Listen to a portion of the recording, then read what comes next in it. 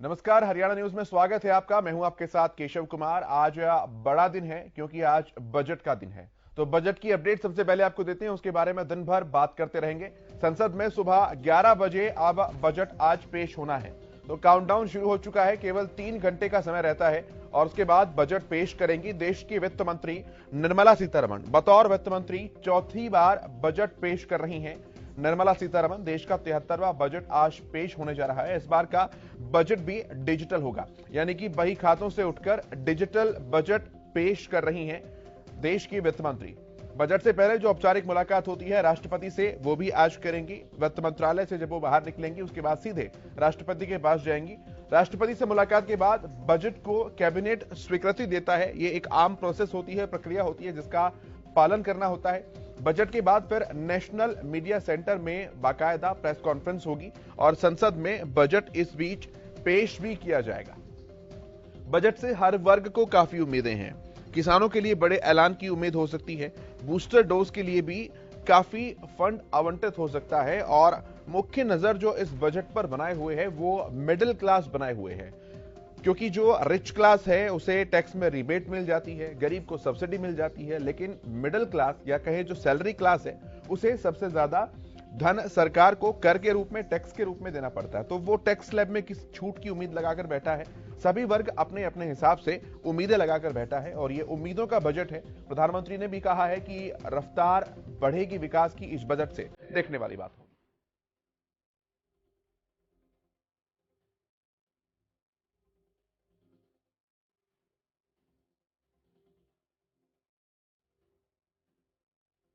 11 बजे संसद में आज ये बजट सत्र जो है शुरू हो चुका है कल से ही और 11 बजे बजट पेश किया जाएगा।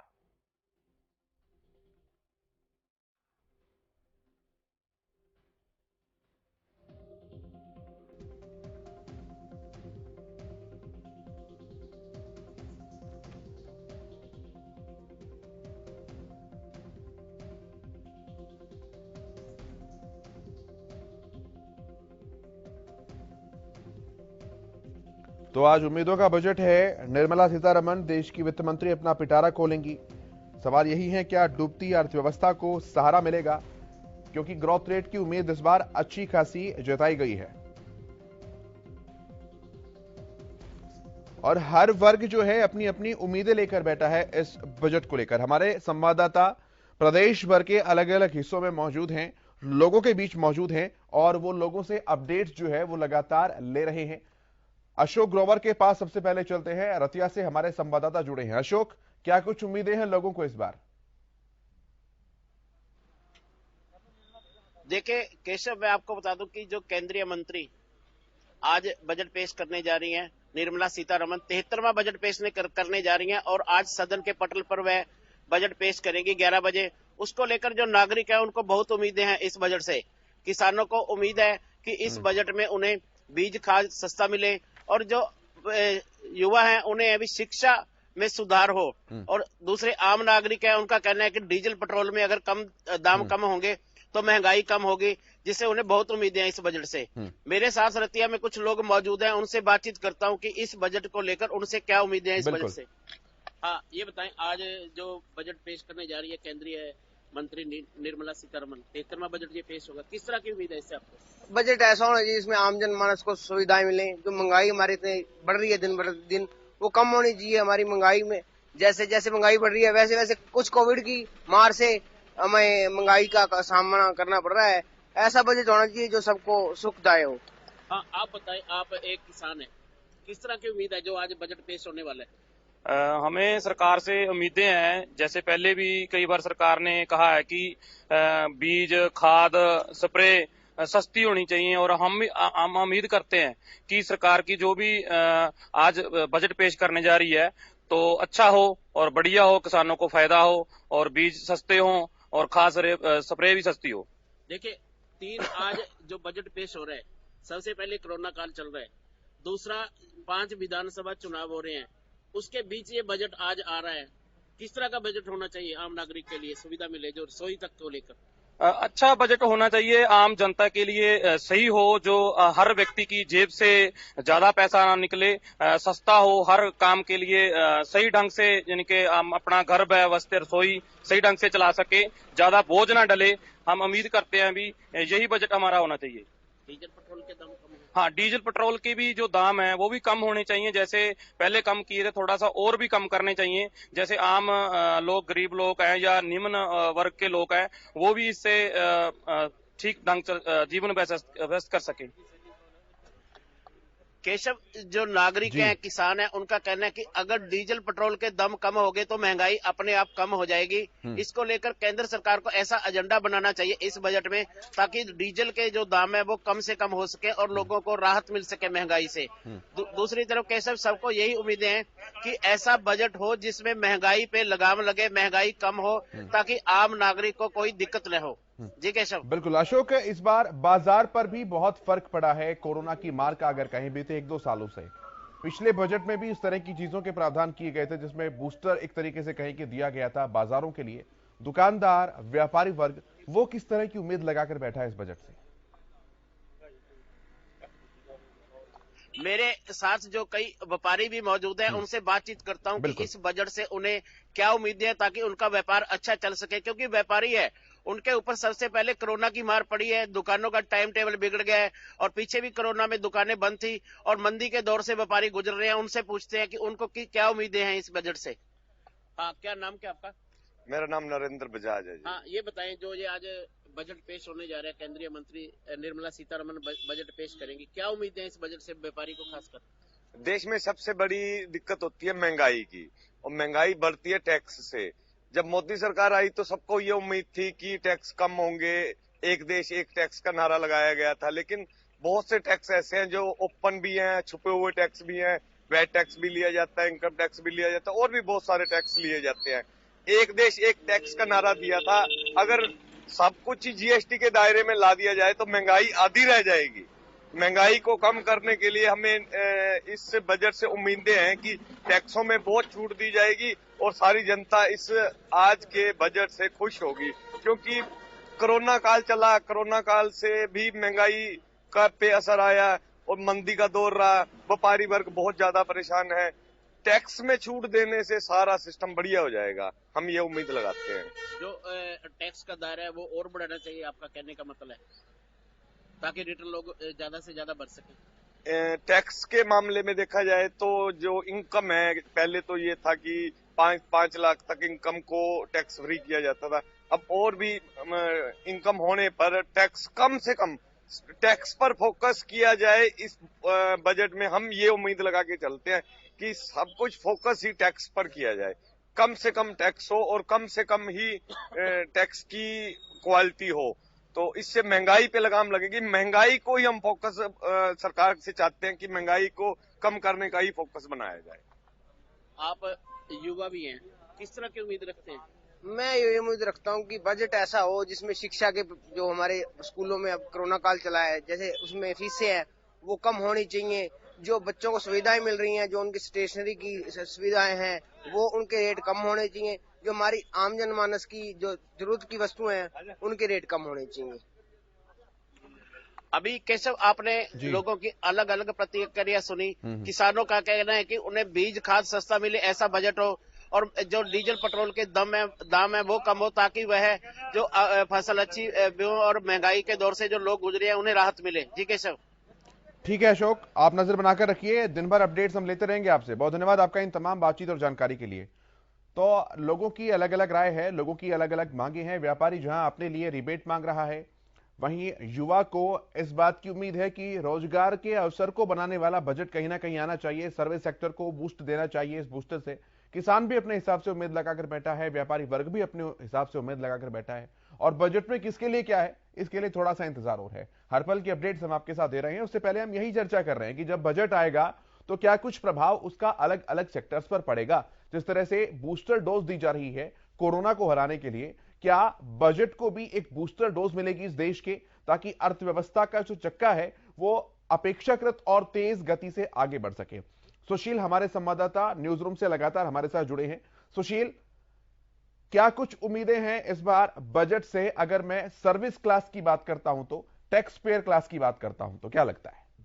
निश्चित तौर पर देखिए उम्मीदें काफी है और सबसे ज्यादा उम्मीदें एक तरफ जो एटीसी होता है, अमूमन जो पेंशनर्स हैं, जो रिटायर्ड हैं, जो अपने पैसों को रखते हैं बैंकों में, एफडी कराते हैं, उनको भी काफी उम्मीदें हैं कि वो स्लैब जो है एटीसी का वो भी 2.5 लाख तक जाएगा, चूंकि अभी 1.5 लाख की छूट उसमें मिल रही है। साथ ही इनकम टैक्स के जो है, जो पिछले 3 दिनों से वो स्लैब नहीं बढ़ा है, 5 लाख तक की छूट है, उसमें भी माना जा रहा है कि उसमें भी कुछ ना कुछ छूट मिलेगा। और देखिए सबसे बड़ी बात केशव की, कल जब आर्थिक सर्वे प्रस्तुत किया जा रहा था वित्त मंत्री, केंद्रीय वित्त मंत्री निर्मला सीतारमण के द्वारा, तो उन्होंने साफ कर दिया कि अभी जो स्थिति है भारत की वो बेहतर है। यानी 2019-2020 की जो स्थिति थी, जो आर्थिक गतिविधियों से जो परेशानी देश में चल रही थी, वो अब कहीं ना कहीं उबर गया है। और 3 चीजें इसमें मुख्य सामने निकल कर आई है और जिससे माना जा रहा था कि भारत की आर्थिक स्थिति बेहतर हुई है। उसमें सबसे बड़ी बात जो मुद्रास्फीति की दर की थी कि 5.6% तक ये हुआ है और एक कहीं ना कहीं सरकार की उपलब्धि है।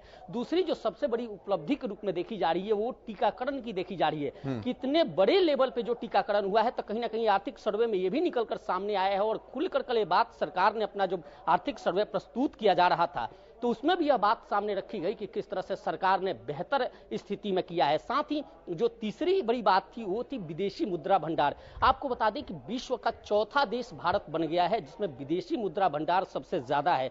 634 बिलियन डॉलर विदेशी मुद्रा भंडार भारत में है, यानी 31 दिसंबर 2021 का ये आंकड़ा है। तो निश्चित तौर पे कहीं ना कहीं इस जिस तरह से आर्थिक सर्वे प्रस्तुत किया जाता है, तो उस पर डिपेंड करता है बजट का। और अब उम्मीद की बात करते हैं तो देखिए 3 सेक्टर माना जा रहा है, क्योंकि 5 राज्यों में चुनाव होने हैं और जब भी चुनाव से पहले कोई बजट पेश होता है तो निश्चित तौर पर राहत की बात होती है। और इस बार भी हम राहत की उम्मीद लगा रहे हैं कि जरूर कुछ ना कुछ ऐसा बेहतर होगा, लोक लुभावना बजट होगा जिससे जनता आकर्षित होगी और सरकार की तरफ आएगी। इसमें सबसे ज्यादा जो सिलेंडर और पेट्रोल डीजल की कीमतों की बात है, उसमें माना जा रहा है कि कुछ ना कुछ राहत जरूर मिलेगा, क्योंकि सब कुछ डिपेंड पेट्रोल और डीजल की कीमतों पर होता है। तो एक मेन फैक्टर होता है और लोगों को उम्मीद है कि इसमें कहीं ना कहीं राहत मिलेगा। साथ ही देखिए हेल्थ सेक्टर सबसे बिल्कुल सुशील, इस पर भी काफी मुख्य बात है, क्योंकि जीएसटी काउंसिल की पहले भी कुछ हुई हैं, उसमें भी लोगों को उम्मीद थी कि क्या पेट्रोल और डीजल इन्हें भी जीएसटी के दायरे में लेकर आना चाहिए या फिर जीएसटी कुछ चीजों पर कम करने का काम करना चाहिए। तो हालांकि कोई आम सहमति नहीं बन पाई थी, अलग अलग राज्यों की अलग अलग राय थी इस पर, लेकिन जीएसटी काउंसिल को लेकर लोगों के मन में यह भाव जरूर है कि पेट्रोल डीजल कम से कम इसके अंदर डाले जाने चाहिए और टैक्सेस कम से कम इस पर कम किए जाने चाहिए, ताकि जो सीधे तौर पर चीजें जुड़ी हैं आम जनता के साथ उस पर कम से कम असर पड़े इसका। बिल्कुल, देखिए केशव, इससे पहले भी एक कई बार सवाल उठ चुका है कि जीएसटी के दायरे में पेट्रोल डीजल को लाया जाए और इसको लेकर हम लोग भी कई बार सवाल भी कर चुके हैं कि इसको अगर इस दायरे में लाया जाता है तो निश्चित तौर पे लोगों को राहत मिलेगी। लेकिन साथ ही देखिए हेल्थ सेक्टर का मैं जिक्र कर रहा था या फिर पेट्रोल डीजल का जिक्र कर रहा था। हेल्थ सेक्टर सबसे इंपॉर्टेंट इसलिए है, मैं एक बार फिर दोबारा आपको बताना चाहूंगा, क्योंकि सबकी उम्मीदें हैं। कोरोना महामारी के दौरान लोगों को सबसे ज्यादा चिंता थी कि उनके हेल्थ इंश्योरेंस हैं वो कारगर नहीं हो पाते या लोग ज्यादा से ज्यादा संख्या में हेल्थ इंश्योरेंस नहीं ले पाते। तो ऐसे में यह जो सेक्टर है वो उम्मीद लगाए बैठा है कि निश्चित तौर पे इस पे जो जीएसटी की दर है जो 18% है वो घटकर 5% तक आए और अगर 5% होता है तो निश्चित तौर पर प्रत्येक एक व्यक्ति ये इंश्योरेंस ले सकता है। साथ ही देखिए इंफ्रास्ट्रक्चर की बात, हम अगर एनसीआर की बात करें तो निश्चित तौर पर एनसीआर की जनसंख्या 4 करोड़ से ज्यादा है, दिल्ली एनसीआर की जनसंख्या, और 4 करोड़ से ज्यादा लोग यहाँ रहते हैं। और यही वजह है कि जब भी कोई महामारी अलर्ट होता है या किसी तरह की महामारी आती है तो सबसे ज्यादा यहाँ के लोग इफेक्टिव होते हैं, सबसे ज्यादा यहाँ मौत की दरें बढ़ती है। लेकिन उस हिसाब से जो इंफ्रास्ट्रक्चर की बात करें तो निश्चित तौर पे हम सबने कोरोना की दूसरी लहर में देखा है, तो लोगों को यह भी उम्मीद है कि सरकार इस पर जरूर कुछ ना कुछ ऐसा करेगी कि खासकर एनसीआर के लोगों को, वैसे तो पूरे देश का ये बजट है लेकिन एनसीआर के लोगों को राहत मिलेगी। और तीसरा जो मेन फैक्टर है देखिए वो एग्रीकल्चर है और किसान है, क्योंकि किसान आंदोलन रहा, कई कानूनों को लेकर कानून वापस लेने पड़े, तो ऐसे में देश का किसान भी टकटकी लगाकर देख रहा है निर्मला सीतारमण की तरफ जो केंद्रीय वित्त मंत्री हैं कि निश्चित तौर पे आज के पिटारे में, उनकी पिटारे में आज किसानों को जरूर कुछ मिलेगा। और निश्चित तौर पे सबकी उम्मीद है, व्यापारियों की भी उम्मीद है। अभी कपड़ा व्यवसायी से हमने बात की थी तो उन्होंने भी कहा था कि जो जीएसटी बढ़ाने की, जो टैक्सेस बढ़ाने की बात हो रही थी, तो उसमें अभी सरकार ने अप्रैल तक टाल दिया है। अब उन्हें उम्मीद है कि क्या उसमें राहत मिलती है कि नहीं। तो निश्चित तौर पर तमाम लोग हैं, तो हर प्रत्येक सेक्टर के लोग उम्मीद लगाए हैं और देखना है कि क्या कुछ खास इसमें मिलता है। जी ठीक है, आप नजर बनाकर रखिए सुशील। किसानों का आपने जिक्र किया, लाजपत के पास में चलता हूं, हमारे संवाददाता हैं सोनीपत से जुड़ रहे हैं और किसानों के मुद्दे पर खासतौर पर नजर बनाकर रखते हैं। लाजपत, अगर बात किसानों की जाए तो क्या कुछ देश का अन्नदाता उम्मीद इस बजट से लगाकर बैठा है?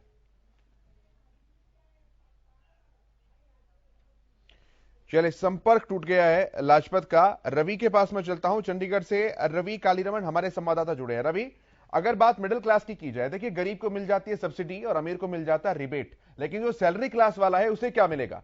उसके पास टैक्स स्लैब में छूट के अलावा कोई दूसरा ऑप्शन नहीं होता है। हर बार उम्मीद की जाती है कि टैक्स स्लैब में कम से कम कुछ छूट मिलेगी, लेकिन अपेक्षाकृत वैसा नहीं हो पाता जैसा वो चाहता है। क्या इस बार हो पाएगा? बिल्कुल केशव, देखिए जिस प्रकार से प्रधानमंत्री नरेंद्र मोदी की अगुवाई वाली जो सरकार है उसका 9वां बजट, दोनों सरकारों की अगर मैं बात करूं 2.1 की और 2.2 की, तो कहीं ना कहीं 9वां बजट आ रहा है। निर्मला सीतारमण सेकंड जो टर्नओवर है सरकार का, उसका 4था बजट पेश कर रही है। और कहीं ना कहीं आम जो लोगों के साथ साथ जो मध्यम वर्ग है वो कहीं ना कहीं निर्मला सीतारमण की तरफ जो है टकटकी लगाए बैठे देख रहे हैं। कहीं ना कहीं जिस प्रकार से तमाम जो बजट पेश किए जाते हैं या फिर उस प्रकार की जो चीजें हैं, तो कहीं ना कहीं अब निर्मला सीतारमण को जो फोकस है वो कहीं ना कहीं मध्यम वर्ग परिवार के लिए है वो। और इसके अलावा मैं जिक्र करना चाहूंगा जिस प्रकार से लगातार जो बातें आ रही हैं, जो चीजें निकल के आ रही हैं। जी,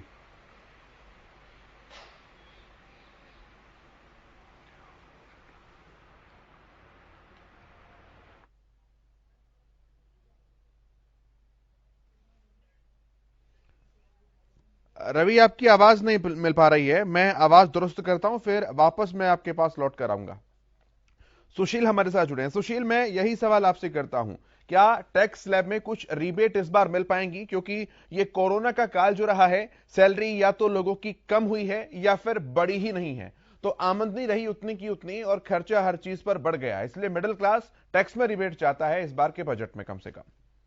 तौर पर देखिए केशव, आपने सैलरी क्लास की बात की है कि सैलरी क्लास के लोगों को इसमें कैसे फायदा मिलेगा। तो एक तो उनका टैक्स का स्लैब है जिसको उम्मीद लोग लगा रहे हैं कि निश्चित तौर पे इस बार छूट मिलेगा। साथ ही देखिए एक स्टार्टअप बूम की बात की जा रही है कि जो भी सैलरीड क्लास है, अमूमन सबको कहा जा रहा है कि एक्स्ट्रा अगर आपको आय चाहिए और आपको छूट चाहिए तो निश्चित तौर पे आपको कुछ ना कुछ करना होगा। और मैं केशव आपको याद दिलाऊं कि प्रधानमंत्री का एक बयान था जिस पर काफी किरकिरी भी हुई थी कि लोग जो युवा है वो पकौड़े भी तल सकते हैं। यानी उसका आशय यह था, जो हम लोग समझ पाए थे, उसका आशय कहीं ना कहीं यह था कि लोग स्वरोजगार करें, ज्यादा से ज्यादा रोजगार करें अलग तरीके से, और एक्स्ट्रा अगर आप एक्स्ट्रा खर्च करते हैं तो एक्स्ट्रा इनकम की बात की जा रही है। और इस बार का जो बजट है, क्योंकि देखिए अनएम्प्लॉयमेंट एक सबसे बड़ा मुद्दा है और ऐसे में लोगों को, या कुछ लोग ऐसे हैं जो सैलरीड क्लास से, जो सैलरी से जिनका खर्च चलता है और उसमें ज्यादा से ज्यादा उनके खर्च हो जाते हैं, उनका बचत कम होता है, तो निश्चित तौर पे उन्हें एक दूसरा जरिया चाहिए, रास्ता चाहिए इनकम का। तो उसको लेकर भी कहीं ना कहीं यह सरकार प्रतिबद्ध है और आज के बजट की घोषणा में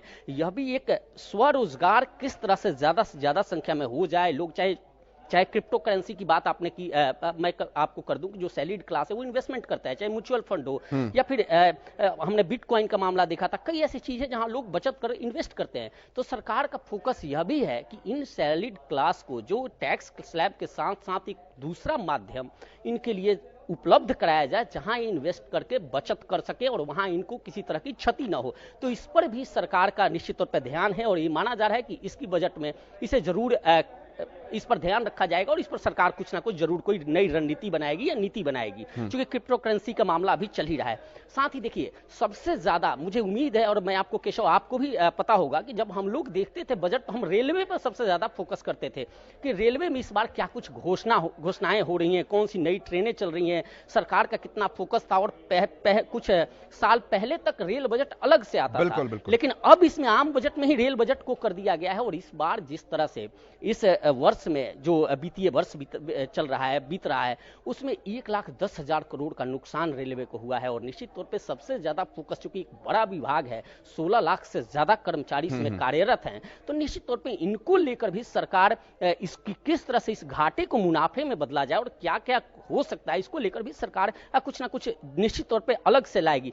कुछ आर्थिक सर्वेक्षण में तो कहा है जैसे कि ट्रेन है या ई बिल है, जीएसटी संग्रह है, स्टील है, इस पर वी शेप रिकवरी की बात कही गई है, लेकिन अब देखना होगा किस तरह से हो पाती है। बिल्कुल, देखिए एक केशव इसमें यह भी है कि माना जा रहा है, जो एक्सपर्ट हैं वो ये कह रहे हैं कि सरकार रेलवे को मुनाफा में लाने के लिए सबसे ज्यादा जो स्टेशन हैं उनको हाईटेक बनाने, वहां मॉल्स बनाने, उसको बेहतर तरीके से करने कि जिससे से ज्यादा दूसरे साइड से भी इनकम आ सके सरकार के पास, रेलवे विभाग के पास, इस पर भी विशेष बल दिया जा रहा है और ध्यान दिया जा रहा है। तो निश्चित में यह भी एक मुख्य बिंदु है, मुख्य मुद्दा होगा, देखने लायक होगा कि क्या कुछ रेलवे की तरह रेल विभाग को भी बजट में शुमार किया जाता है। साथ ही देखिए एजुकेशन सेक्टर की लगातार बात चल रही है कि एजुकेशन में क्या कुछ किया जा सकता है, और एजुकेशनिस्ट जितने हैं वो भी काफी उम्मीद लगाए हैं, क्योंकि अभी भी कई ऐसे संस्थान, हम दिल्ली एनसीआर का ही बार बार आपसे इसलिए जिक्र कर रहे हैं कि जो लोग भी देख रहे हैं उनको ये पता है कि पढ़ाई के लिए,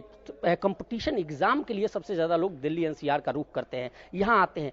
उनको किस तरह से इस दायरे में लाया जाए, उन पर क्या कुछ छूट दी जा सकती है, उनको किस तरह से राहत दी जाए या उनको इसमें कैसे शामिल किया जाए, क्योंकि अभी भी कई ऐसे इंस्टीट्यूशन चल रहे हैं जो कॉम्पिटिटिव एग्जाम की तैयारी कराते हैं, वो करते हैं, वो कहीं ना कहीं इस स्लैब से बाहर है, उनको कोई राहत नहीं मिलती, वो डायरेक्ट जुड़ते नहीं है। तो निश्चित तौर पे इन पे भी फोकस है और उस इंफ्रास्ट्रक्चर को लेकर भी सरकार कुछ ना कुछ निश्चित तौर पे करेगी, जिससे इनको एक अलग तरह से माहौल मिल जाए। मैं इस बिहाफ पे, चूंकि हरियाणा सरकार ने यह शुरू भी किया है कि जो बच्चे कंपटीशन के लिए कर रहे हैं उनको अलग से कुछ पैकेजेज मिलते हैं, कुछ अलग से चीजें मिलती है, तो निश्चित तौर पे सरकार भी, केंद्र सरकार भी इसको कहीं ना कहीं इस पर फोकस करेगी। जी ठीक है, लाजपत हमारे साथ जुड़े हैं संवाददाता। लाजपत, मैं किसानों का जिक्र कर रहा था आपसे, किसान देश का अन्नदाता, वो क्या कुछ उम्मीद लगाकर बैठा है? जी बिल्कुल, देखिए केशव, आपको बता दें कि इस बजट से देश की गति जो है वो कहीं ना कहीं कुछ आगे बढ़ने की उम्मीद है, क्योंकि आपको पता है कि कोरोना की जैसे महामारी की जो लोगों पर जो मार पड़ी है उससे भी काफी असर पड़ेगा। और लगातार आपको बता दें कि जो किसान, जो खेती की जो किसान है, धरती पुत्र है, अन्नदाता है, जो किसान काफी उम्मीद इसमें जताए हुए हैं, क्योंकि आपको बता दें कि जो 13 महीने जो किसानों का आंदोलन चला वो सिंघू बॉर्डर पर काफी बड़ा आंदोलन था। उसमें जो मौजूद लोग हैं, जो किसान हैं, उनकी यही उम्मीद है कि जो बजट जो है किसानों की राहत की भरी बात आ सकती है। आपको पता है कि केशव, जो पूरा देश जो है आज पेट्रोल डीजल पर चलता है और पेट्रोल डीजल के जो दाम है वो कहीं ना कहीं इतने ज्यादा है कि आम आदमी उसको अफोर्ड नहीं कर पा रहा। और ये इसमें कहीं ना कहीं केशव, आपको पता है कि जब पेट्रोल डीजल अगर सस्ता होगा तो सभी चीजों पर असर पड़ेगा, और अगर पेट्रोल डीजल के दाम बढ़ते हैं तो ये तो वाजिब है कि जो दाम बढ़ते हैं वो उससे सभी पर असर पड़ता है। तो केशव, ऐसे में जो है किसानों की काफी उम्मीद है, क्योंकि आपको खेती में भी जो अब डीजल की जरूरत पड़ती है, अनेक जगह जैसे आपको ट्रैक्टर चलाना है, खेती के लिए काफी ऐसी चीजें हैं जिसमें यंत्र जो इस्तेमाल किए जाते हैं वो पेट्रोल डीजल से चलते हैं, बीज, खाद, जो अनेक तरह की ऐसी चीजें हैं जो किसान से जुड़ी हुई है, उन पर काफी उम्मीद है। क्योंकि आपको पता है कि अब 5 राज्यों में जो चुनाव है उसको लेकर कहीं ना कहीं सरकार का भी फोकस रहने वाला है। अनेक तरह की जो चीजें हैं उन पर सब पे फोकस रहकर ही इस बजट को पेश किया जाएगा। और आपको बता दें कि जो इस बजट से पूरे देश की गति जो है वो जो आगे बढ़ेगी। और आपको बता दें कि काफी लंबे समय से कोरोना की वजह से भी बाजार की बात कर ले, बाजार पर भी काफी असर है, बाजार को जो लॉकडाउन के जो असर है वो भी कहीं ना कहीं बढ़ता हुआ नजर आता है। ऐसे में हमें उम्मीद है कि बिजली से भी कुछ ना कुछ राहत मिले, क्योंकि बिजली भी जैसे अब आपको पता है कि बाजार में जो दुकानें हैं उनका बिजली बिल लगातार जारी रहता है, लगातार खर्चे जारी हैं, तो देश की गति जो है वो बिल्कुल रुकी हुई है। तो इस बजट से कहीं ना कहीं देश को गति मिलनी चाहिए। खासकर आपको सोनीपत के बारे में बता दूं, मैं आता रहूंगा आपके पास, दिन भर हम अपडेट्स आपसे लेते रहेंगे, खासतौर पर किसानों से जुड़ी हुई, आप नजर बनाकर रखिए। रवि, मैं आपके पास आता हूं, आपकी बात अधूरी रह गई थी, पहले आपकी बात पूरी करता हूं, फिर सुशील के पास आऊंगा।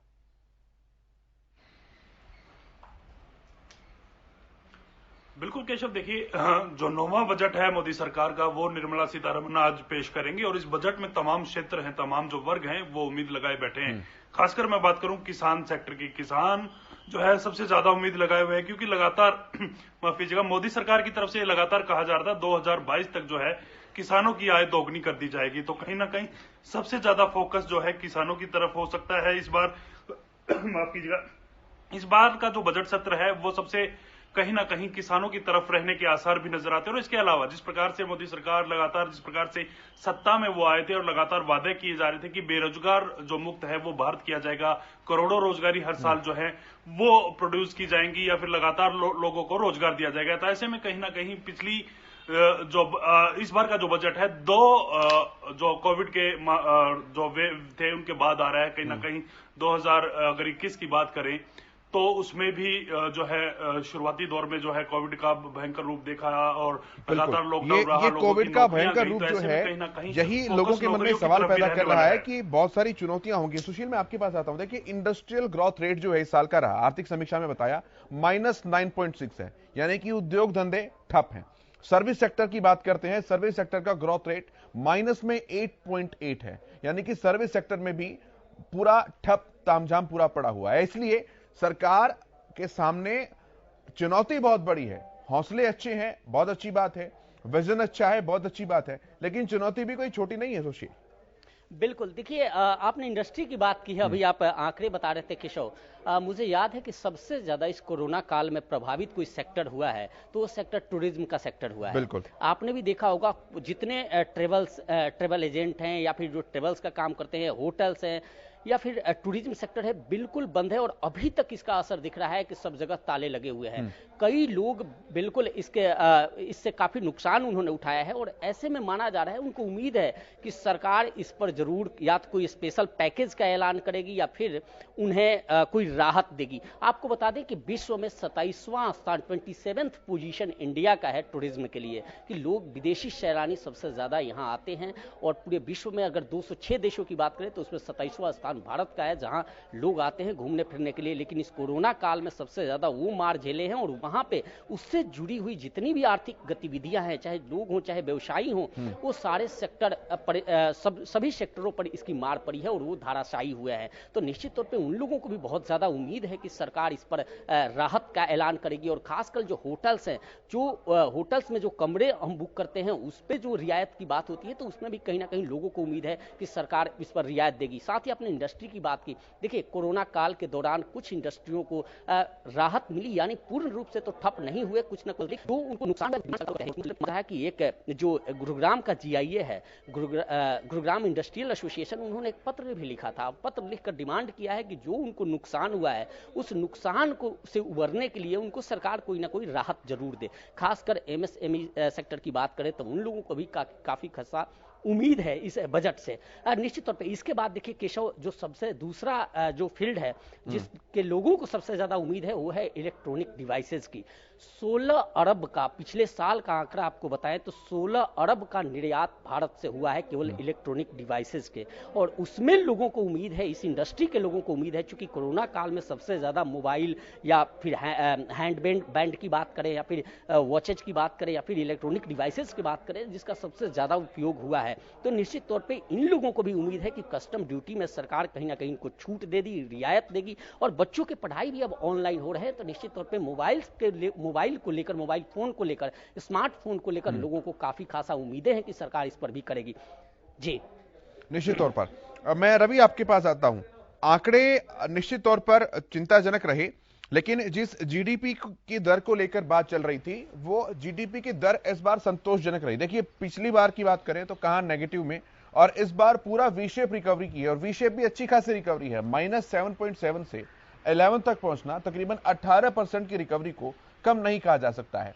तो जैसे जैसे चीजें हालात सुधर रहे हैं, सर्विस सेक्टर भी सुधर रहा है और चीजें ठीक हो रही है, जीडीपी की तरफ भी रिकवरी वैसे ही बन रही है।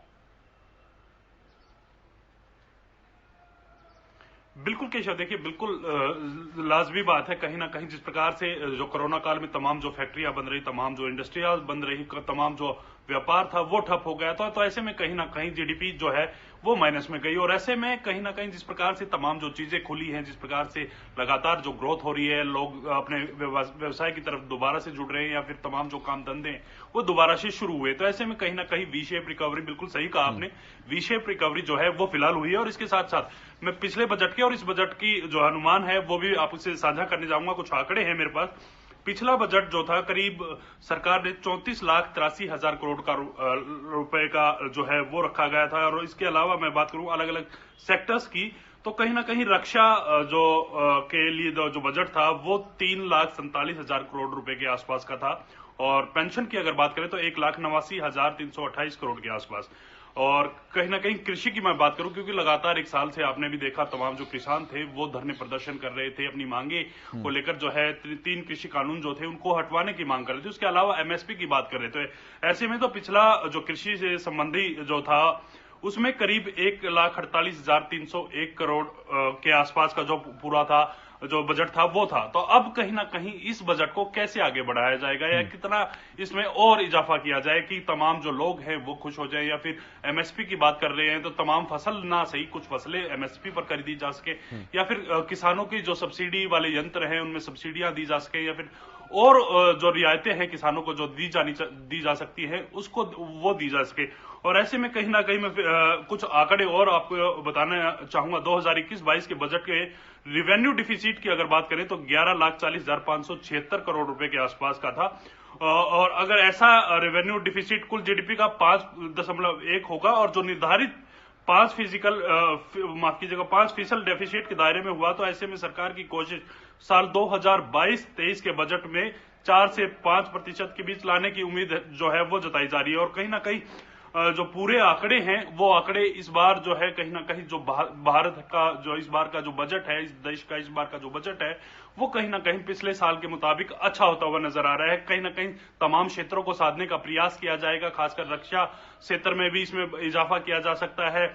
और इसके अलावा किसानों के हित में बेरोजगारी को जो है हटाने की जो बात की जा रही है उसको लेकर भी कहीं ना कहीं तमाम जो प्रयास है निर्मला सीतारमण के पिटारे से क्या कुछ निकल रहा है देखने वाली बात होगी। क्योंकि पिछला जो बजट था वो आपदा में अवसर वाला था। इस बार का बजट कहीं ना कहीं आपदा से बाहर निकलने का है और आपदा से बाहर तमाम जो देश है कोरोना की जिस प्रकार से बात की जा रही थी लगभग निकलने शुरू हो चुके हैं। कुछ देश निकल चुके हैं, कुछ देश और अच्छा प्रदर्शन करने की बात करें तो ऐसी उम्मीदें जताई जा रही हैं। एक मध्यम वर्ग की मैं बात करना चाहूंगा। मध्यम वर्ग का कहीं ना कहीं जिस प्रकार से महंगाई है, डीजल पेट्रोल की बात करें या फिर इसके अलावा जिस प्रकार से रसोई गैस की बात करें, तो उससे राहत वो लोग चाहते हैं। क्योंकि लगातार जिस प्रकार से ये चीजें बढ़ी हैं, जिस प्रकार से तमाम जो ये महंगाई बढ़ी है, तो ऐसे में कहीं ना कहीं मध्यम परिवार जो है, मध्यम वर्ग के जो परिवार होते हैं वो इन चीजों पर ज्यादा फोकस करते हैं कि उनको महंगाई में कितनी रियायत मिलती है। तो खास कहीं ना कहीं महंगाई के लिए इस पिटारे से क्या कुछ निकलता है वो देखने वाली बात होगी। निर्मला सीतारमण जब 11 बजे बजट पढ़ना शुरू करेंगे तो कहीं ना कहीं तमाम जो देश के लोग हैं वो उनकी तरफ नजरें गड़ाए हुए होंगे। और इसके अलावा मैं जिक्र करूं कि कृषि की अगर बात करें तो कृषि पर सबसे ज्यादा फोकस इस बार का जो बजट है उसमें रह सकता है। केशव, बिल्कुल ऐसा है। सुशील, मैं आपके पास आता हूं। आप बात कर रहे थे किस तरह से विदेशी मुद्रा का भंडार जो है वो इस बार बढ़ा है, जैसा कि आर्थिक सर्वेक्षण में जानकारियां दी गई हैं। देखिए, दर्शकों को भी आसान भाषा में अगर बताते हुए चले तो जो इंटरनेशनल ट्रेड होता है, जो अंतरराष्ट्रीय व्यापार होता है, वो रुपयों में नहीं किया जा सकता। उसके लिए हार्ड करेंसी होती है, जैसे कि यूरोपियन यूरो, जापानीज येन, अमेरिकी डॉलर और ब्रिटिश पाउंड। केवल इन 4 करेंसी के अंदर ही वो किया जा सकता है। आप रुपयों से अगर कोई चीज, मान लीजिए आपको कोई लड़ाकू विमान खरीदना है फ्रांस से, तो आप रुपयों में उसे नहीं खरीद सकते, डॉलर में या अन्य जो 3 हमने बताई उसमें आपको खरीदना पड़ेगा। तो ऐसे में सुशील, अगर आप सामान्य तौर पर देखें तो विदेशी मुद्रा भंडार बढ़ने का संकेत इस बात से है कि अर्थव्यवस्था का चक्का जो थोड़ा सा रुक गया था वो अब वापस घूमना शुरू हुआ है और उससे नेशनल इनकम में बढ़ोतरी कहीं ना कहीं होगी। और जब राष्ट्रीय आय बढ़ेगी तो जनता को लाभ मिलेंगे अपने आप। बिल्कुल केशव, देखिए 2019-20 का जो सर्वे था और जो बजट था उसमें साफ तौर पे देखा गया था कि किस तरह से आर्थिक गतिविधियां चरमराई हुई है भारत की। और इस दौरान कोरोना काल भी है और कोरोना काल के बाद जो 31 दिसंबर 2021 के आधार पे जो सर्वेक्षण पेश किया गया था उस सर्वेक्षण में साफ तौर पे कहा गया था कि 634 बिलियन डॉलर का भारत में विदेशी मुद्रा भंडार है। तो इसका साफ तौर पे मानना है कि कहीं ना कहीं की जो स्थिति है, आर्थिक गतिविधियों की का जो चक्का है, जो स्थिति है वो कहीं ना कहीं सुधरा है। और यही वजह है कि इसके आधार पे कयास सब लोग लगा रहे हैं कि इस बजट में कई लोगों को, कई जो विभाग हैं, कई इंडस्ट्रीज हैं, कई महकमे हैं, उनको कुछ ना कुछ विशेष राहत मिलेगा। और साथ ही देखिए चुनाव भी है, हम बार बार इसका जिक्र इसलिए केशव कर रहे हैं कि 5 राज्यों में चुनाव है और हम शुरू से देखते आ रहे हैं, जब से हम कवर कर रहे हैं हमने लगातार देखा है कि जब भी किसी राज्य में चुनाव होता है और वैसे में जो सरकार का बजट होता है वो कहीं ना कहीं लोगों को राहत देने वाला जरूर होता है। और इस बार उत्तर प्रदेश और पंजाब जैसे राज्य में जिस पर सबसे ज्यादा फोकस है सभी पार्टियों का, राजनीतिक पार्टियों का, और वैसे में जरूर निश्चित तौर पर माना जा रहा है कि ये दोनों राज्य हैं और दोनों राज्य की जनसंख्या और आर्थिक स्थिति या राजनीतिक स्थिति की बात करें तो उसके लिहाज से यह बजट जरूर होगा। केशव, साथ साथ एक और मेरे जहन में आ रहा है, क्योंकि एक इंडस्ट्री ऐसा है कि जिसके बारे में अमूमन चर्चा होता है और जब भी हम लोग निकलते हैं तो उसमें जरूर जो उस इंडस्ट्री से जुड़े हुए लोग हैं उनसे जरूर बात करते हैं, ऑटोमोबाइल इंडस्ट्री। क्योंकि आप भी, हम भी, जो लोग भी नए कार खरीदना चाहते होंगे या फिर उससे जुड़े हुए जो कुछ लोग इन्वेस्ट करते हैं या फिर गाड़ियों का करते हैं, तो उस पर भी सबकी निगाहें रहती है कि इस बार क्या कुछ होने वाला है, क्या कुछ बढ़ने वाला है या उसको क्या कुछ राहत का पैकेज मिलता है। क्योंकि देखिए भारत हब भी है ऑटोमोबाइल इंडस्ट्री का, और खास तौर पे हम लोग जहां हैं गुरुग्राम, इसमें मारुति, हीरो होंडा जैसे बड़ी बड़ी कंपनियां यहां पे हैं और ये भी एक ऑटोमोबाइल सेक्टर का सबसे बड़ा हब है। तो यहां के लोगों को भी काफी उम्मीदें हैं कि क्या कुछ इनको राहत मिलता है। और चूंकि इनकी उम्मीदें हैं कि कोरोना महामारी के दौरान इनकी स्थिति काफी, इस इंडस्ट्री की स्थिति भी काफी बुरी हुई है, काफी स्थिति खराब हुई है और इन्हें भी कहीं ना कहीं राहत की उम्मीद है। साथ साथ चूंकि इनसे जुड़े हुए हम सब लोग हैं और ये कल तक लग्जरियस में आता था कि विलासितापूर्ण आवश्यकता के रूप में गाड़ियों का इस्तेमाल होता था, लेकिन दिल्ली एनसीआर की जो स्थिति है और जो लाइफ स्टाइल है इसमें अब ये आवश्यकता के रूप में जुड़ गई है। तो निश्चित तौर पे ये आवश्यकता कुछ लोगों के लिए है और ये अब विलासितापूर्ण आवश्यकता से आवश्यकता में इस श्रेणी में आ गया है। तो निश्चित तौर पर सबकी निगाहें टिकी हुई है कि इस पर क्या कुछ खास सरकार के द्वारा क्या कुछ मिलता है। जी सुशील, अगर कृषि की बात करूं तो आर्थिक सर्वेक्षण में ये कहा गया है कि फसल विविधीकरण को बढ़ावा देने के लिए न्यूनतम समर्थन मूल्य यानी कि एमएसपी नीति का उपयोग किया जा रहा है, लेकिन आंकड़े इसे लेकर अभी नहीं दिए गए हैं। और एमएसपी, ये हम शुरुआती दौर से कहते हुए आए थे कि एक बड़ा बर्डन है सरकार के ऊपर अगर आर्थिक नजरिए से देखें तो किसानों की मांग, लेकिन एमएसपी को देना क्या प्रैक्टिकली पॉसिबल है? तो बजट में प्रावधान एमएसपी के हिसाब से इस बार उसको लेकर क्या कुछ कयास लगाए जा सकते हैं? केशव, इसमें देखिए एमएसपी का जहां तक जिक्र है कि कई ऐसी फसलें हैं जिन पर सरकार दे रही है, एमएसपी दे रही है उनको, लेकिन ठीक है, मैं आता हूं एक बार, मैं सुशील आता हूं, एक अपडेट है दर्शकों को पहले वो बता दें। राष्ट्रपति रामनाथ कोविंद से मुलाकात करने के लिए कुछ ही देर के बाद निर्मला सीतारमण वित्त मंत्री देश की निकलने जा रही हैं कैबिनेट बैठक में, फिर उसके बाद बजट पर मुहर लगेगी और उसके बाद सदन में पूरा पढ़कर सुनाया जाएगा ये देश का बजट। सुबह 11 बजे संसद में पहुंच जाएंगे देश की वित्त मंत्री निर्मला सीतारमण। नॉर्थ ब्लॉक के लिए वित्त मंत्री अब रवाना हो चुकी है, जहां पर जाकर वो राष्ट्रपति से मुलाकात करेंगी, राष्ट्रपति भवन जाएंगी और मुलाकात उनसे की जाएगी। नॉर्थ ब्लॉक के लिए जा रही हैं वित्त मंत्रालय और फिर वहां से राष्ट्रपति भवन के लिए वो निकलेंगे। सुशील, आता हूं आपके पास।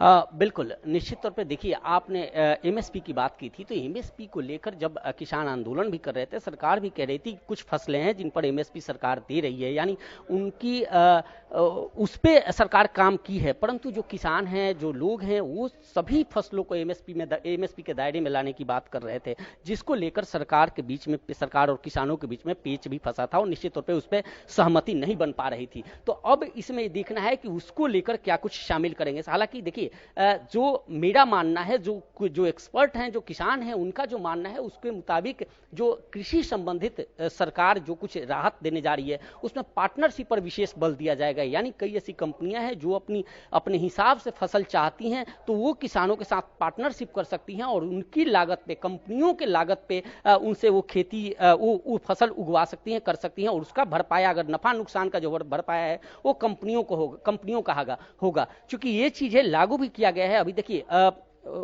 सोनीपत में धान की कंपनी है, वो कंपनी लोगों से धान लगवाती है, पैडी लगवाती है और उसका नफा नुकसान वो कंपनी भुगतती है। उसके अधिकारी वहां जाते हैं, उसको मुआयना करते हैं समय समय पर और वो कहीं ना कहीं किसानों के राहत भरी बात है और किसानों को उससे फायदा होता है। तो निश्चित तौर पर मुझे लग रहा है जो कि इस पैटर्न को भी बढ़ावा देने के लिए सरकार कुछ ना कुछ इसमें करेगी। साथ ही देखिए जो सब्सिडी है, जो उपकरण है, कई राज्यों में उपकरण, जो कृषि उपकरण है उन पर सब्सिडी है, चाहे यूपी हो, पंजाब हो, चूंकि ये दोनों राज्य अहम है कृषि के दृष्टि से और कृषि सबसे ज्यादा है। किसानों को जो फसल बीमा है उसके ऊपर भी कुछ ना कुछ सरकार करेगी जिससे उनको और राहत मिल सके। तो कई ऐसे सेक्टर हैं, उपकरण हैं, ये हैं। और साथ ही देखिए एक चीज और है कि जो कई इलाकों में सरकार ने पिछले 2 साल से यह काम शुरू कर दिया है कि जो सौर ऊर्जा से चलने वाले उपकरण हैं उन पर ज्यादा से ज्यादा सब्सिडी दिया जाए, यानी सोलर से उससे सब्सिडी दिया जाए ताकि लोगों को उससे वो ज्यादा से ज्यादा लोग लगा सकें और उससे कृषि कार्य अपना बेहतर तरीके से कर सकें।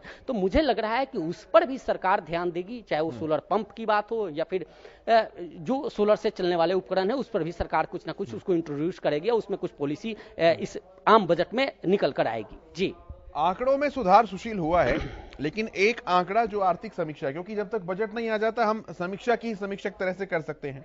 सरकार ने जानकारी दी है कि कोविड-19 के कारण जो बढ़ी हुई उधारी थी सरकार की, वो पिछले साल के मुकाबले जीडीपी का जो 49.1% हुआ करती थी वो 59.3% बढ़ गई है। यानी कि मोटा मोटा जीडीपी का 10% कर्ज जो है वो इस बीते वर्ष में सरकार के ऊपर और बढ़ा है। हालांकि उसकी रिकवरी की बात कही गई है, लेकिन रिकवरी करनी भी एक चुनौती है सरकार के लिए। देखिए निश्चित तौर पर आपने जीडीपी की बात की है और रिकवरी की बात की है, तो केशव देखिए देश की 80 करोड़ जनता को अभी भी मुफ्त राशन दिया जा रहा है और सरकार कहीं ना कहीं ये अपनी उपलब्धि मान रही है। और मुझे लग रहा है कि इस बात का जिक्र आज जरूर होगा जब निर्मला सीतारमण जब बजट पेश करेंगी, तो 2 मुद्दे ऐसे हैं जिस पर सरकार अपनी पीठ जरूर थपथपाएगी, जिसमें 80 करोड़ लोगों को राशन देने की बात हो या फिर 150 से ज्यादा करोड़ लोगों को 100 करोड़ से ज्यादा लोगों के टीकाकरण की बात हो। तो निश्चित तौर पे ये दोनों मुद्दों को उठाया जाएगा और इसको कहीं ना कहीं ये उपलब्धि है, सरकार की उपलब्धि है और सरकार इसको उपलब्धि के रूप में देख भी रही है। तो वो भी भार कहीं ना कहीं है कि उस पर पड़ेगा। साथ ही देखिए एक और मेरे जहन में आ रहा है जिसको लेकर चर्चा की गई थी, काफी एक्सपर्ट कर रहे थे, कह रहे थे कि जो मिडिल क्लास है वही व्यक्ति टैक्स के स्लैब में आता है, जो अपर क्लास है वही आते हैं। कई ऐसे लोग हैं जो लोअर में है, जो अपने उनका इनकम मिडिल क्लास से ज्यादा है परंतु वो टैक्स के दायरे में नहीं आते। तो सरकार कुछ ऐसी पॉलिसी भी इंट्रोड्यूस आज कर सकती है जिससे वैसे लोग हैं, जैसे अमूमन हम उदाहरण दे तो एक रेहड़ी वाला है, अगर रेहड़ी वाला प्रत्येक दिन में अगर 2000 रुपए का व्यवसाय प्रत्येक दिन करता है तो उसकी इनकम वो व्यवसाय महीने में 60,000 70,000 रुपए का करता है, लेकिन वो उसे कहीं भी वो टैक्स स्लैब में नहीं आता, टैक्स के दायरे में नहीं आता, उस पर किसी तरह का टैक्स नहीं लगता। और इस तरह के लोग शहरों में, महानगरों में सबसे ज्यादा हैं। तो सरकार, लोगों ने डिमांड भी किया है कि ये जो टोटल बोझ है वो अपर क्लास और मिडिल क्लास के लोगों पर टैक्स का पड़ता है यार, उन्हीं से सरकार टैक्स लेती है और खर्च सब पे होता है। तो निश्चित तौर पर उन लोगों को कैसे दायरे में लाया जाए, ज्यादा से ज्यादा लोग कैसे टैक्स के दायरे में आए, इसको लेकर भी निश्चित तौर पे आज कुछ ना कुछ कोई पॉलिसी इंट्रोड्यूस हो सकती है या कोई ना कोई बात सामने आ सकती है। क्योंकि अभी भी टैक्स देने वालों की संख्या बहुत कम है और उसको इंक्रीज कैसे किया जाए, उसको बढ़ावा कैसे किया जाए, वो लोग कैसे बढ़े, यह भी एक मुद्दा है और एक बात है जिसपे करने की कोशिश है। साथ ही देखिए जब हम लोग चर्चा कर रहे थे अभी पेट्रोल डीजल की, तो ऐसे में अब गाड़ियों की और ऑटोमोबाइल सेक्टर की बात कर रहे हैं, तो सरकार अब जो इलेक्ट्रिक वाहन है इनको किस तरह से इंट्रोड्यूस किया जाए, ये ज्यादा से ज्यादा संख्या में कैसे आए, सीएनजी वाहन हैं उनको, डीजल पेट्रोल की गाड़ियों को सीएनजी में जो कन्वर्ट करते हैं, हालांकि शुरुआत तो हो चुकी है लेकिन खर्च सबसे ज्यादा आ रहा है, तो इस पर भी सबका ध्यान है और लोगों को उम्मीद है कि इस पर भी सरकार कुछ ना कुछ रियायत देगी ताकि लोग आसानी से अपनी वाहनों को उसमें सीएनजी में कन्वर्ट करा लें या इलेक्ट्रिक में कन्वर्ट करा लें। तो इलेक्ट्रिक वाहन का भी मुझे केशव लग रहा है कि मुद्दा बड़ा है और सरकार इस पर जरूर कुछ ना कुछ अपनी रणनीति या इस आम बजट में इसको शामिल करेगी। जी सुशील, इस कोरोना के समय में, इस कोरोना के काल में ये डिमांड सप्लाई की जो चेन है ये भी काफी ज्यादा प्रभावित हुई है। आमतौर पर देखने को मिलता था, कभी डिमांड नीचे चली जाती थी, सप्लाई ज्यादा रहती थी, कभी सप्लाई नीचे चली जाती थी, डिमांड ज्यादा रहती थी।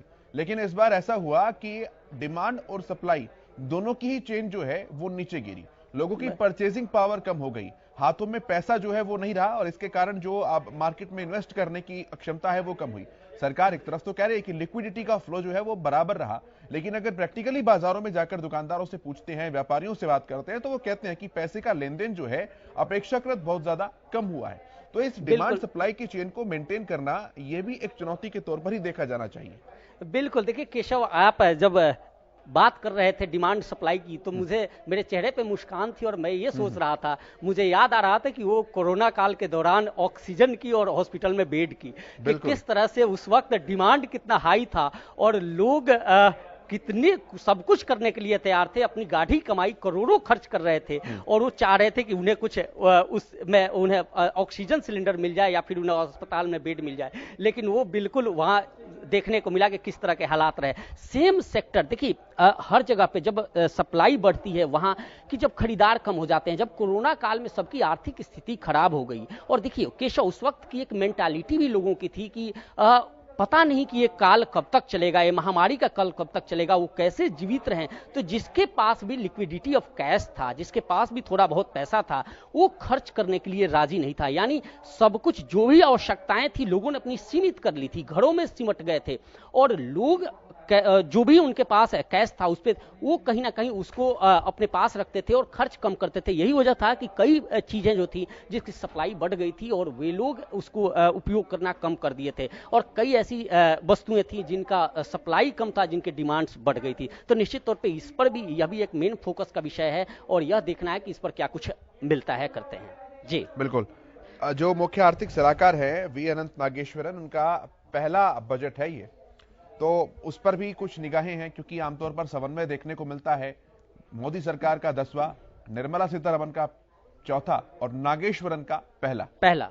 बिल्कुल, देखिए इससे पहले केवी सुब्रमण्यम थे और आर्थिक सलाहकार समिति बजट तैयार करती है। हालांकि बजट प्रस्तुत निर्मला सीतारमण करती है, केंद्रीय वित्त मंत्री, लेकिन सलाहकार समिति जो है वो सब तैयार करते हैं। इससे पहले केवी सुब्रमण्यम थे, वो तैयार करते थे। इस बार नागेश्वरन का पहला है और ऐसे चीजों को, चूंकि देखिए सबकी इस बजट पर निगाहें सबकी है और सरकार भी इस बजट को, हमें इस बात को बार बार मैं इसलिए भी जिक्र कर रहा हूं आपके सामने कि चुनाव है, इलेक्शन है और इस बजट का सीधा असर चुनाव पर पड़ेगा। और इस बार कोरोना काल में कोई रैली नहीं हो रही है, सब कुछ वर्चुअल और मीडिया पर आधारित हो रही है। तो निश्चित तौर पे मीडिया को भी माइंड में रख के ये बजट प्रस्तुत होगा, बजट तैयार किया गया है और इसमें कहीं ना कहीं सरकार की उपलब्धियों को और जनता पर किसी तरह का कोई दबाव न पड़े, कहीं किसी तरह की नुकसान न हो, इस लिहाज से यह बजट को तैयार किया गया है और इसकी झलक कल हमें आर्थिक सर्वेक्षण में दिख गया था कि किस तरह से जब आर्थिक सर्वेक्षण प्रस्तुत किया जा रहा था तो उसमें साफ तौर पे था कि सरकार सब कुछ अच्छा बता रही है और कहीं ना कहीं सरकार यह भी जिसका असर इस बजट पे पड़ेगा और ये बजट कुछ ऐसा होगा जिसके सहारे जनता में एक मैसेज भी जाएगा कि सरकार की स्थिति क्या है, 2014 से पहले की स्थिति क्या थी और 2014 के बाद जब कोरोना महामारी का दौर गुजरा, जब कई देशों की स्थिति, आर्थिक स्थिति बिल्कुल जीरो हो गई, स्थिति खराब हो गई, उस दौरान यह बजट आ रहा है। तो इस बजट में भी सरकार ने क्या कुछ उपलब्धि की है, तो यह भी एक मेन फोकस है और निश्चित तौर पे इसी आधार पे यह बजट भी तैयार किया गया है जिसका सीधा असर सीधा राजनीतिक असर हो और लोगों के दिलो दिमाग में एक बजट अच्छा और अच्छा ही साबित हो पाए। जी बिल्कुल। महंगाई दर की अगर बात करें सुशील, तो वो इन दिनों ज्यादा ही देखने को मिली है। आमतौर पर कोई भी ये कहता हुआ मिल जाएगा कि आमदनी पर कोई खास फर्क नहीं पड़ा, लेकिन बाजारी कीमत जो है हर चीज की वो तकरीबन ज्यादा बढ़ गई है। अब जब महंगाई बढ़ रही है तो कंज्यूमर जो है वो घाटे में है, जो फिक्स्ड सैलरी पर्सन है वो घाटे में है, हालांकि जो मनी लेंडर है यानी कि जो पैसे देने वाला है वो घाटे में है, तो इन्हें भी घाटे से उबार कर अगर फायदे की स्थिति में नहीं तो कम से कम नो प्रॉफिट नो लॉस की स्थिति में तो लेकर आना। देखिए यहाँ पर भी निगाह लगाकर बैठे हैं। बिल्कुल, देखिए केशव, आपने एक बड़ी अच्छी बात कही है मनी लैंडर की। जो लोग, ये बहुत एक छोटे इलाकों में एक बहुत बड़ा बिजनेस है उधारी का, और लोग इसको स्मॉल फाइनेंस के नाम से कहीं रजिस्टर्ड नहीं होते। अमूमन आप भी देखते हैं, और सबसे ज्यादा सीधा असर, चूंकि मैं जब फील्ड में जाता हूं और अमूमन सब्जी मंडी का जब हम जिक्र करते हैं, वहां जाते हैं, तो वहां हम देखते हैं कि कई ऐसे लोग हैं जो इन छोटे छोटे जो सब्जी विक्रेता हैं, जो छोटे दुकानदार हैं, उनको पैसे देते हैं, उनको शाम को आकर उनसे वसूल लेते हैं, ब्याज समेत वसूल। ये कहीं अपने आप को स्टेब्लिश नहीं होते, कहीं पे इनको इनरोल नहीं किया गया होता है, कहीं टैक्स स्लैब में नहीं आते, और ये इस तरह के व्यवसाय चलाते हैं। ये बहुत आयत संख्या में है, बहुत संख्या में ऐसे लोग हैं और इस तरह के करते हैं। तो निश्चित तौर पे कुछ दिन पहले का मुझे याद है इस जिक्र कि केशव, इन लोगों को, वकीलों को, सीए को, इनको भी इस स्लैब में लाया गया था, इन पर भी टैक्स इंपोज किया गया था, जिसका काफी विरोध हुआ था। और इस बार चूंकि मैंने कुछ देर पहले आपसे कहा कि किस तरह से बजट टैक्स देने वालों की संख्या बढ़े, तो वो लोग इसी देश से हैं और वे वैसे लोग हों जो अभी तक टैक्स का छूट ले रहे हैं, तो उनको भी कैसे शामिल किया जाए और उस पे लोगों को रियायत कैसे दी जाए, यह भी कहीं ना कहीं एक मुद्दा है जिसको शामिल करने की इसमें बात की जा रही है। और निश्चित तौर पे आम बजट में यह हो सकता है, इसको किया जा सकता है। जी, बैंकिंग रेट के लिए क्या कुछ सुशील इस बार देखा जा सकता है? रेपो रेट, बैंक रेट हालांकि सीधे तौर पर तो नहीं जुड़े होते आम जनता से, लेकिन इनडायरेक्टली फर्क तो पड़ता है। बिल्कुल, देखिए रेपो रेट का आपने जिक्र किया, जो आरबीआई से जो छोटे बैंक्स लेते हैं, कर्ज लेते हैं, उस पे जिस तरह से जो पैसे लेते हैं और जो रेट्स वो देते हैं, वो रेपो रेट की श्रेणी में आता है, और उस रेपो रेट वो तय करता है हमारा और आपका कर्ज। और इस बार कई बैंक्स मर्ज हुए हैं, और निश्चित तौर पे जब कई बैंकों को एक बैंक में मर्ज किया गया है, तो उसका असर भी बैंकिंग सेक्टर भी काफी उम्मीद लगाए है। चूंकि अगर बैंकिंग सेक्टर को राहत मिलता है तो सीधा असर जो लोन लेने वाले लोग हैं, जो कर्जदार हैं, चाहे जिन्होंने मकान फाइनेंस कराया है या फिर फ्लैट फाइनेंस कराए हैं, गाड़ी फाइनेंस कराए हैं या कोई और इक्विपमेंट फाइनेंस कराया है, तो उस पर उसका असर है। और लोग उम्मीद, देखिए ये प्रत्येक बजट की बात है कि सबसे ज्यादा उत्साहित अगर कोई सेक्टर होता है तो बैंकिंग और इंश्योरेंस सेक्टर होता है, इंफ्रास्ट्रक्चर सेक्टर होता है, कि लोगों को सबसे ज्यादा उम्मीद होती है इस सेक्टर को कि इस बजट में उनके लिए कुछ होगा। और कोई ऐसा बजट आप पूरा निकाल कर बजटों का समीक्षा देख लें, कई बजटों का, तो उसमें निश्चित तौर पर बैंकिंग सेक्टर को कुछ ना कुछ जरूर मिलता है, और उसी पे डिपेंड करता है कि बाकी आम जनता की जो है, जो जरूरत की चीजें हैं, जो लोन की चीजें, वो किस तरह से सेटल हो, तो डिपेंड उस पर करता है। तो इस बार भी यह उत्साहित है लोग। हालांकि देखिए बैंकिंग का मामला है और कई जो लोग हैं इससे जुड़े हुए, बैंकिंग सेक्टर से जुड़े हुए हैं, उन्होंने एक डिमांड भी निर्मला सीतारमण को भेज दिया है। इन्होंने इनका मुलाकात भी इन्होंने किया है, और कई बैंकिंग सेक्टर ऐसे हैं जो अपनी डिमांड्स को लेकर कई बार सड़कों पर भी उतर गए हैं। तो उन्हें भी यह देखना है कि इसमें उनकी डिमांड्स को कितना पूरा किया जाता है।